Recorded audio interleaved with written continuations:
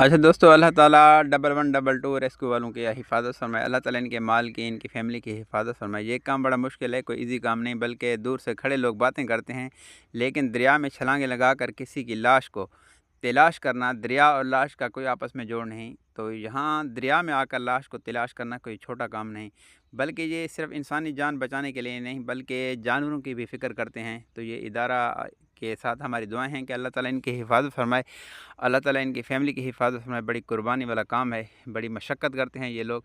ये समझते हैं, कहते हैं कि हम किसी के दुख को, दर्द को समझते हैं कि अगर किसी का बेटा, किसी की औलाद वो डूब जाए दरिया में, तो हम इस दुख को, दर्द को समझते हैं, हम पूरी कोशिश करते हैं।